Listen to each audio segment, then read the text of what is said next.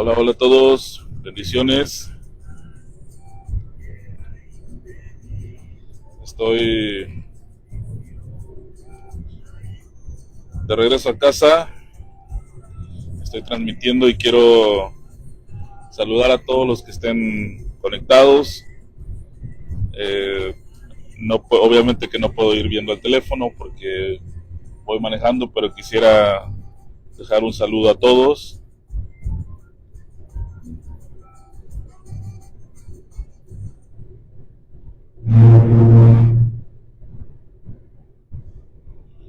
Así que reciban un saludo a todos los que están aquí por el Facebook. Los queremos y estamos orando por ustedes. No sé si se escuche o no. Espero que sí se escuche.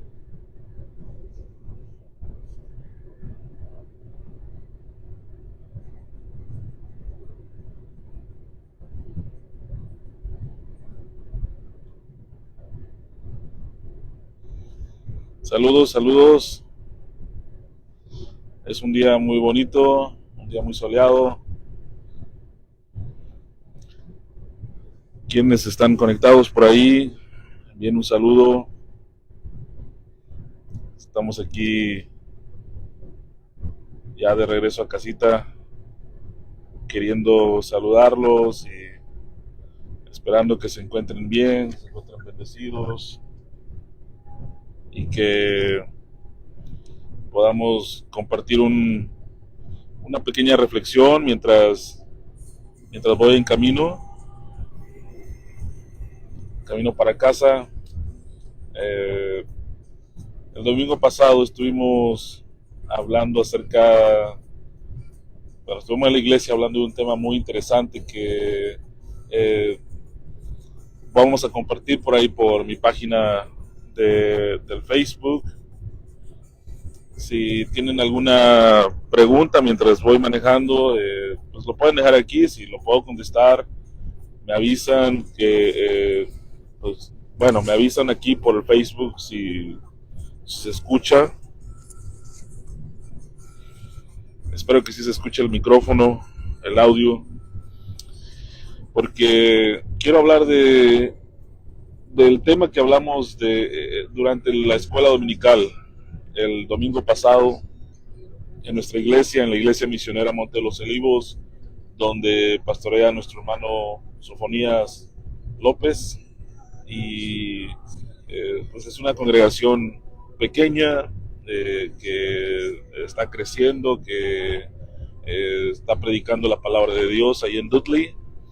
Si usted no tiene dónde congregarse y quisiera acompañarnos un fin de semana, pues le invitamos este fin de semana a un convivio que tendremos. Cada mes estaremos haciendo un convivio que llamamos nuestra fiesta Ágape, y que pues la palabra de Dios se siga predicando, se siga enseñando, que más personas puedan conocer las verdades bíblicas, que puedan cimentar su fe en la palabra de Dios, porque vivimos tiempos difíciles y en estos tiempos difíciles se requiere tener una fe muy firme. No podemos estar desvariando nuestra fe, tenemos que estar firmes en la palabra de Dios, tenemos que estar firmes en nuestra convicción de lo que hemos creído. Y cuando creemos en alguien o creemos en algo, llueve, truene o relampaguee, nosotros siempre vamos a creer en eso que hemos creído. Y yo creo que nosotros, hermanos, pues a través de los años, a través de los días, pues hemos conocido a través de la experiencia incluso, y aplicado también la palabra de Dios en nuestra vida. Y eso es algo que en lo personal me da mucho gozo. En lo personal, pues me edifica mucho pensar que pues estamos creciendo en la palabra de Dios, amén. Y eso es lo que buscamos siempre, el crecimiento, porque al final de todo, a lo que hemos venido a este mundo es a crecer. a crecer en el sentido biológico, porque cada día vamos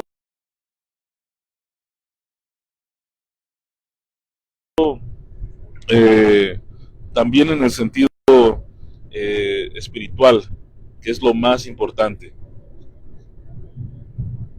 Y cuando nosotros hablamos de la espiritualidad, pues no solamente estamos hablando de asistir a un templo o que nosotros llamemos iglesia, sino que tiene que ver mucho en la forma como nos llevamos con los demás.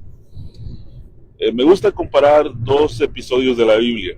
El primero tiene que ver con Génesis capítulo 6. Es un capítulo que nos habla acerca de cómo los hijos de Dios quisieron estar con las hijas de los hombres y surge toda una serie de bueno, se puede decir teorías, se puede decir teologías alrededor de este capítulo, pero a lo que me quiero enfocar no es tanto en esas teorías, sino en la maldad que aumentó tanto en esos días, de tal forma que nuestro Señor Jesucristo dijo que los días finales serían como en los tiempos de Noé, donde la gente se casaba y se daba en casamiento. Es decir, un día se casaban con una persona, al siguiente se casaban con otro, y así los hombres tomaban a las mujeres, o los varones tomaban a las mujeres como si fueran un objeto, como si fueran algo sin valor. Y eso nos da mucho de qué analizar. Yo sé que la palabra de Dios no tiene que ser interpretada personalmente, pero lo que sí puedo decir es que la Biblia se interpreta a sí misma. Y si la palabra de Dios nos dice que en esos tiempos la gente se casaba y se daba en casamiento, y que la maldad era tanta en la tierra, de tal forma que Dios decide borrar de la faz de la tierra al ser humano, y envía un diluvio de la cual solamente Noé, su esposa, sus 3 hijos y sus 3 nueras fueron salvos. Fue tanto el enojo de Dios con respecto a la maldad que había en la humanidad, pero no la maldad que la gente pudo expresar contra Dios, sino la maldad que la gente expresaba con su prójimo. Y es que delante de Dios, lo que nosotros expresamos y hacemos sentir y accionamos con nuestro prójimo tiene más valor que lo que nosotros hacemos para Dios en sí. No sé si me estoy explicando. En la palabra de Dios se nos enseña que el primer y grande mandamiento es: amarás al Señor tu Dios con toda tu mente, con todas tus fuerzas, con toda tu alma y con todo tu corazón, y a tu prójimo como a ti mismo. Pero si nosotros no podemos amar a la persona con quien convivimos, con quien hablamos, con quien podemos ver, ¿cómo decimos que podemos amar a Dios a quien no vemos? Dice el apóstol Juan.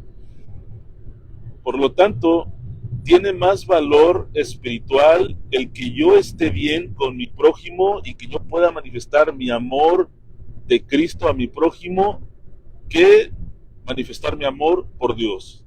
Y estos dos van de la mano, porque dice el Señor Jesucristo que el uno es semejante al otro. Es decir, que amar a Dios es semejante al mandamiento de amar al prójimo. Mire lo que estoy diciendo. En el principio, en Génesis capítulo 6, cuando la maldad del hombre era tanta, dice que sus pensamientos eran de continuo solamente el mal. La humanidad estaba en un caos total, donde todos se aprovechaban de todos, donde los hombres se aprovechaban de las mujeres. Podemos imaginarnos el caos social de la civilización de aquellos tiempos, donde el más fuerte se comía al más débil. Era como cuando uno va a la selva o uno se pone a ver un documental de lo que sucede en los safaris africanos y vemos cómo los leones están acechando a las cebras, están acechando a los gnus en la pradera.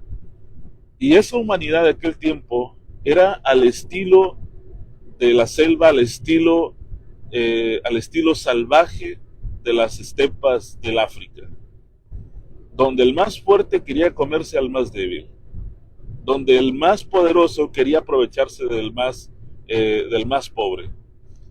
Y vemos una similitud de lo que sucedía en aquel tiempo y de lo que está sucediendo en los tiempos actuales. En los tiempos actuales se ha incrementado tanto el odio hacia el prójimo, de tal forma que hay, para los ojos de algunas personas, humanos que valen más. ¿Habrá algún humano que vale más? ¿Acaso de ninguna manera? De tal forma que dice la Escritura que amó Dios al mundo, que dio a su Hijo unigénito para que todo aquel, y cuando dice todo aquel, no distingue razas, no distingue países, no se pierda, mas tenga vida eterna. En otras palabras, en la mente del cristiano no tiene que haber que existe un ser humano con más valor y un ser humano con menos valor, porque lo vemos incluso en todos los evangelios que tenemos, que nuestro Señor Jesucristo, así como fue y habló con fariseos, con saduceos y publicanos, también fue y habló a los leprosos, a los ciegos, a los paralíticos, a las mujeres que estaban inculpadas de lo más grave que podía haber en aquellos tiempos y aún en estos tiempos. Y Jesús fue a ellos, no para contagiarse de la inmundicia de aquellos hombres y mujeres necesitados, sino para llevar la sanidad, o mejor dicho, la santidad de Cristo a esas vidas necesitadas y elevarlas a un nivel de bendición, de sanidad, de prosperidad material. No tiene nada de malo ser prósperos materialmente, y sobre todo elevar su espiritualidad.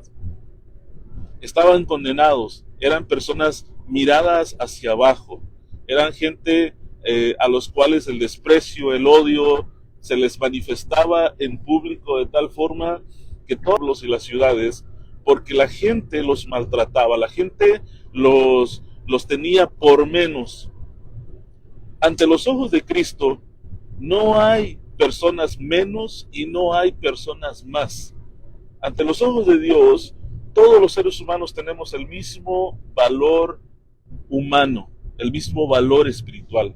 Por lo tanto, cuando yo miro a mi prójimo, creyente, miembro de una congregación, tengo que verlo no con mis ojos carnales de un individuo físico, sino con mis ojos espirituales y ver al Cristo de gloria que vive dentro de mi hermano o de mi hermana. Y cuando yo cambio mi perspectiva de cómo veo a mi hermano con todos sus errores y con todos sus defectos, entonces puedo amarlo. Porque lo acepto tal y como es. La acepto tal y como es.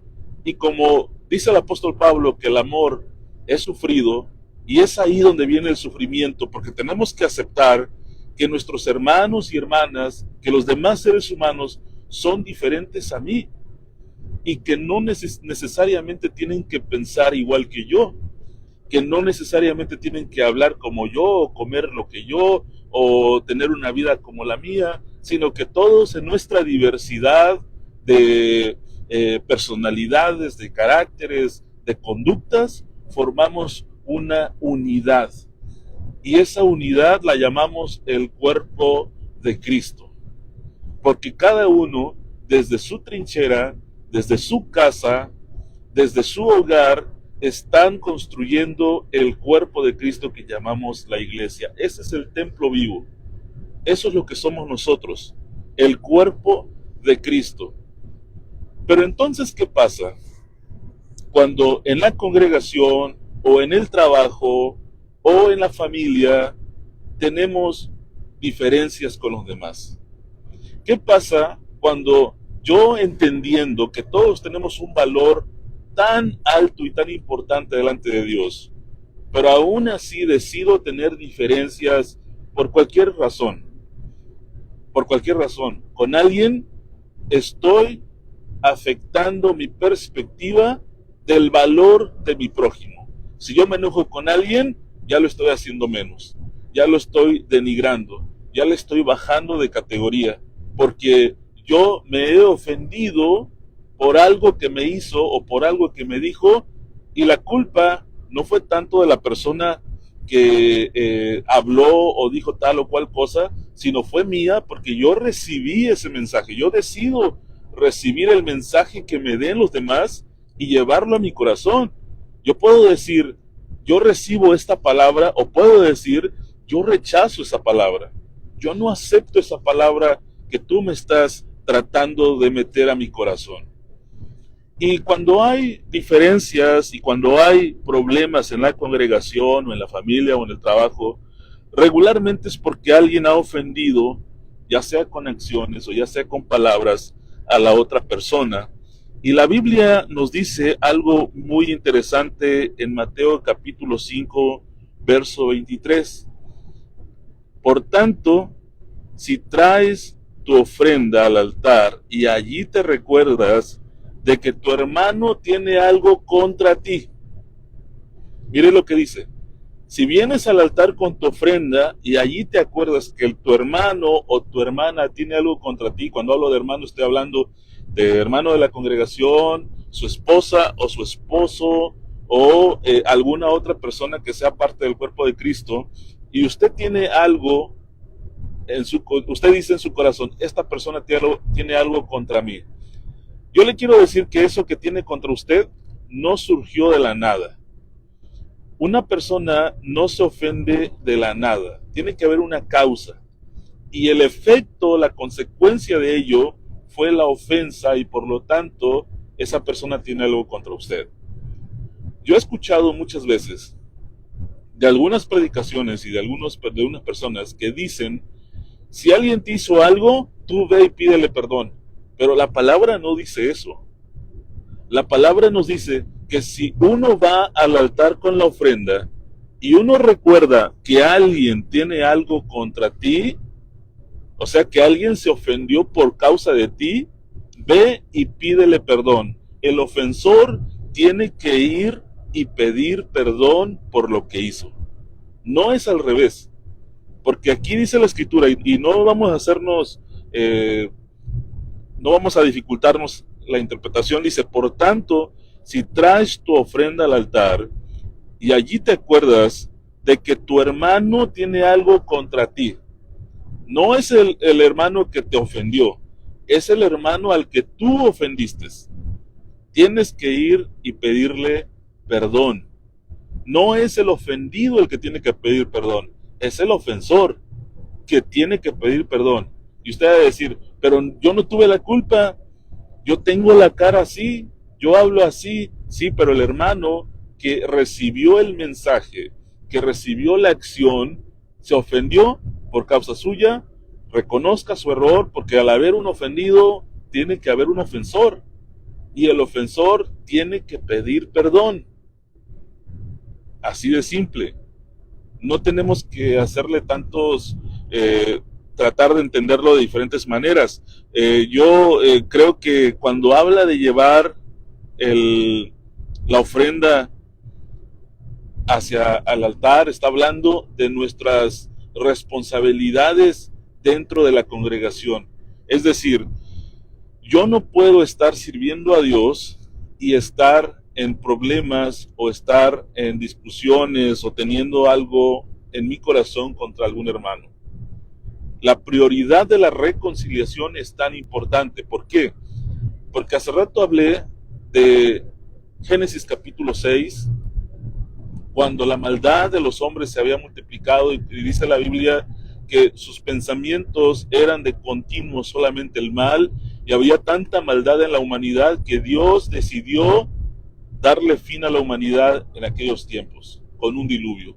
Pero más adelante, después del diluvio, vemos cómo la humanidad volvía a organizarse en una sola civilización y dijeron, nos levantaremos contra Dios. Y Dios no respondió con un diluvio, Dios no respondió con fuego, porque que la gente se levante contra Dios no es algo tan importante, porque ¿qué le podrán hacer a Dios? Nada. Eso no es un tema de discusión. Dios es el Dios de Israel, Dios todopoderoso. ¿Quién se podrá levantar contra Dios? Eso no es algo interesante para Dios, porque Dios es Dios, con o sin adoración. Dios es Dios, con o sin iglesia. Dios es Dios. Es decir, Dios no necesita de nosotros en sí. Dios puede levantarse un nuevo mundo, un nuevo planeta en otro universo, en otra galaxia y empezar de nuevo. O sea, no, pero el punto al que voy es que cuando se levantó la Torre de Babel, dice ahí que la gente se unió como un solo cuerpo, tenían un solo lenguaje y levantaron la torre contra Dios, y lo que Dios respondió simplemente fue un aire que confundió sus idiomas, y de ahí surgieron las lenguas de la tierra.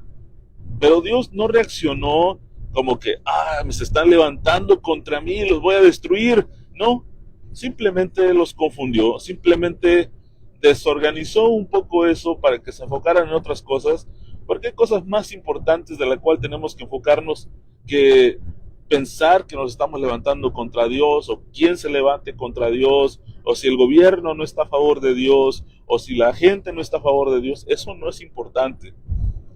Lo importante que a Dios sí toca en su corazón es que nosotros estemos bien los unos con los otros. Por eso dice nuestro Señor Jesucristo en Mateo capítulo 5, verso 23 en adelante, que la reconciliación es más importante que nuestros deberes cristianos. A ese punto, nuestra reconciliación con los demás es más importante que nuestra relación con Dios. Mire lo que estoy diciendo. No estoy diciendo que la relación con Dios no sea importante. Es muy importante, es lo más importante. Pero no puedo decir yo que tengo una buena relación con Dios si estoy mal con mi prójimo, si he ofendido a mi prójimo de alguna forma, si lo he hecho sentir mal o menos, o tengo una situación, algún malentendido con alguien. Yo, si he ofendido, tengo que ir a pedir perdón. Y si alguien se siente ofendido, tiene que pedir que el ofensor le pida perdón, no al revés. Hemos malinterpretado que si yo estoy ofendido, yo tengo que ir a pedir perdón. ¿Y por qué tiene que pedir perdón el ofendido?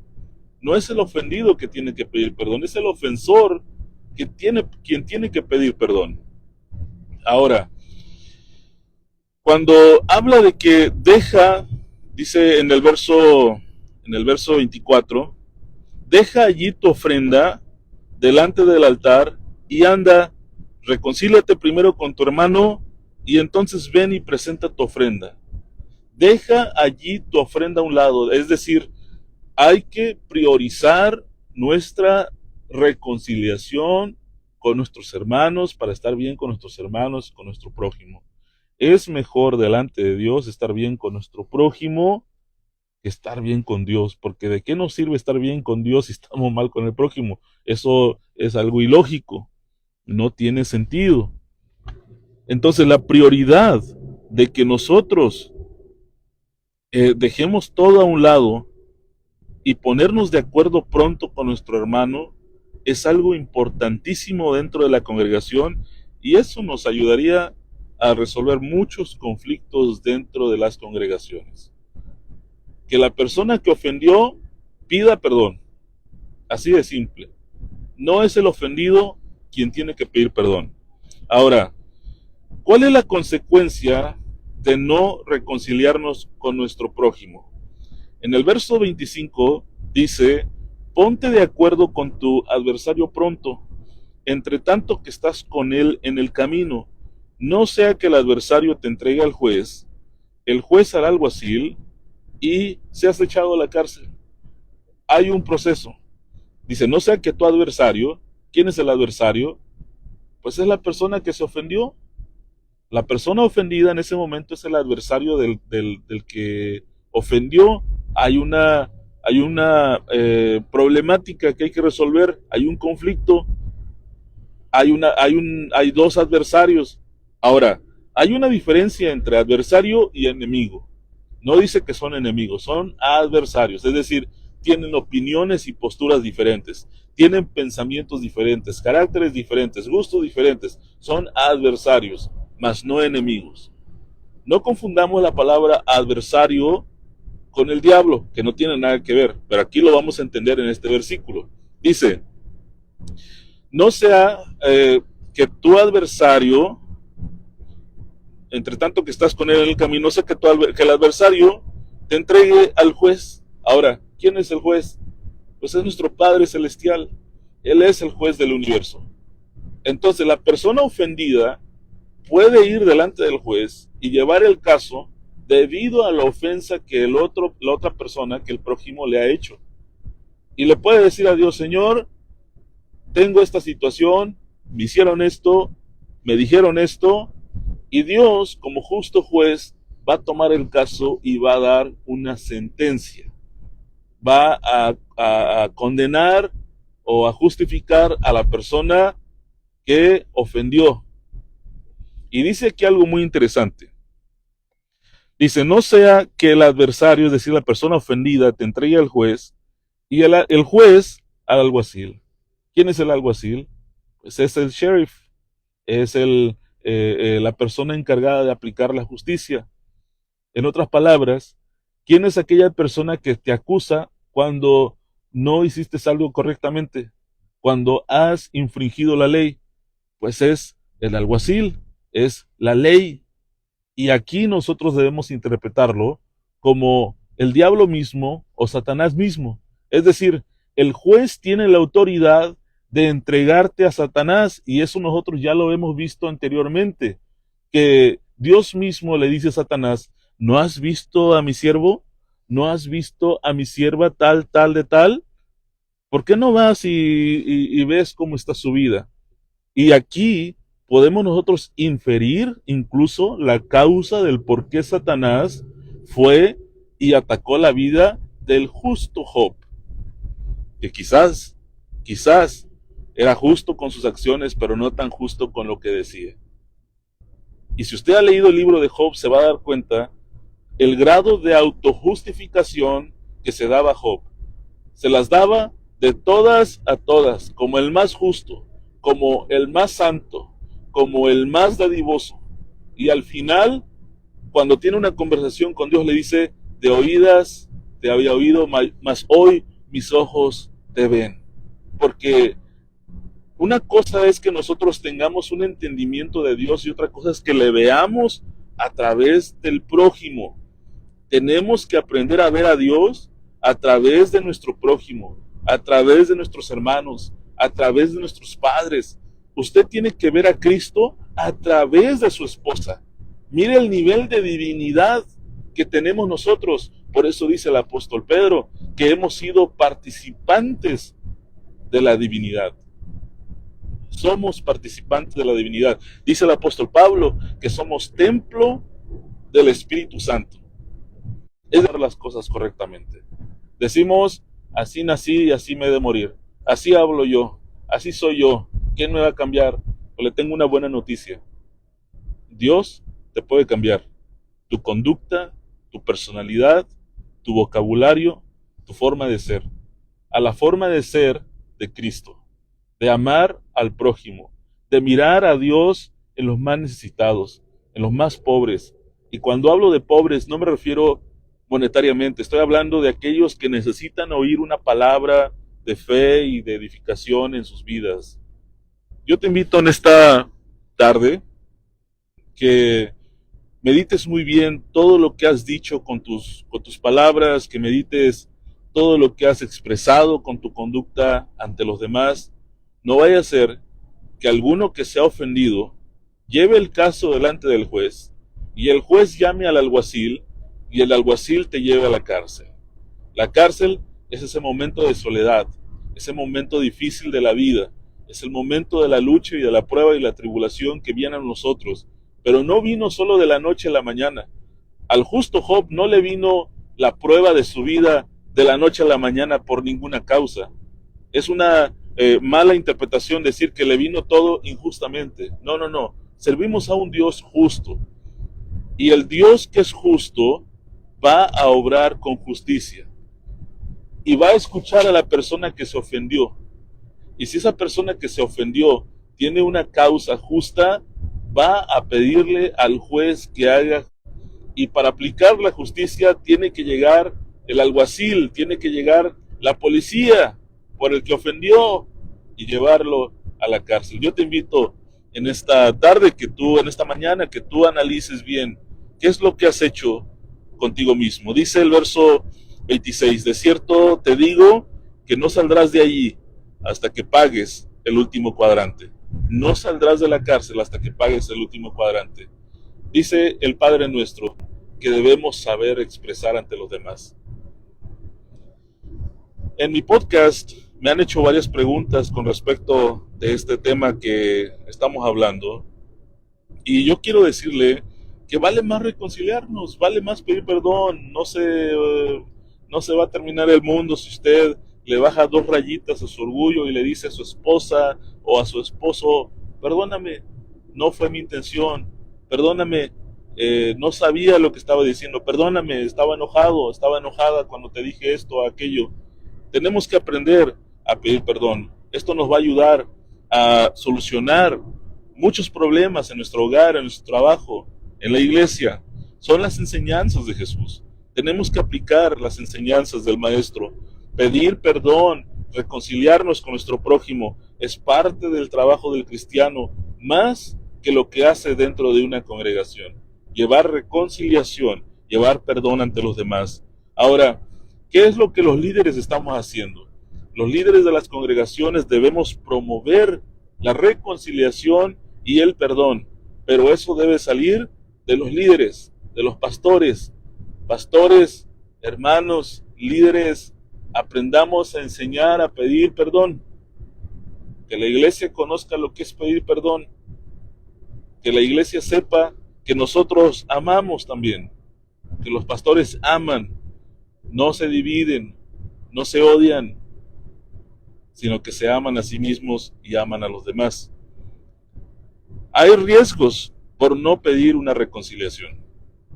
Hay riesgos cuando no nos reconciliamos con Dios, cuando no nos reconciliamos con el prójimo.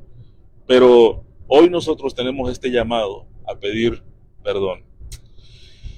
Yo le quiero preguntar en esta tarde, ¿cómo usted puede aplicar este principio de reconciliación en su familia?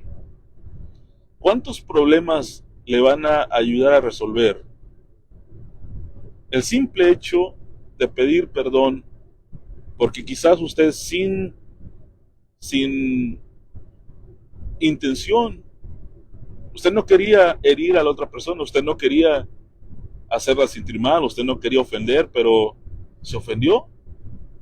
Y usted ha de decir, pero ¿yo qué culpa tengo que se haya ofendido? Pues si hay un ofendido, hay un ofensor.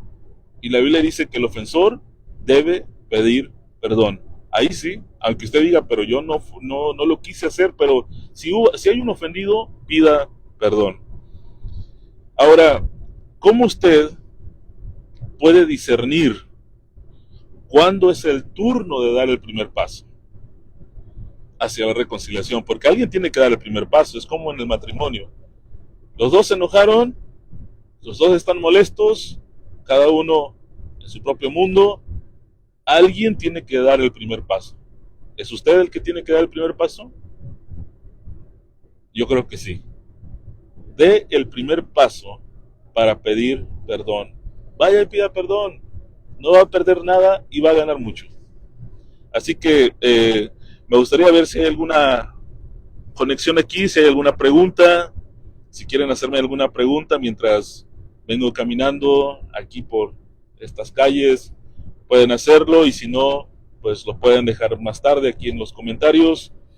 Yo soy Diego Reyes, les saludo, les mando un abrazo, les amo mucho, quiero lo mejor para ustedes, quiero que sigan adelante, quiero que sigan avanzando, que se sigan edificando, y que este pasaje nos desafíe a ser mejores cristianos, mejores padres, mejores hijos, mejores esposos, siempre dándole prioridad a la reconciliación y a la paz entre nosotros para resolver nuestros problemas. No se trata solo de resolver problemas, sino de buscar esa restauración de nuestras relaciones con el prójimo, con la esposa, con el esposo, con los padres, con los hijos. Hay que buscar restaurar esas relaciones que con toda la actividad cotidiana que tenemos, pues vamos deteriorando a través del tiempo, sino que busquemos esa forma de reconciliarnos y de seguir el ejemplo de Cristo, porque al final Él vino a reconciliarnos con Dios por medio de la cruz. Pues este ha sido mi tema de esta mañana. Que el Señor les bendiga grandemente. Soy Diego Reyes. Hasta pronto.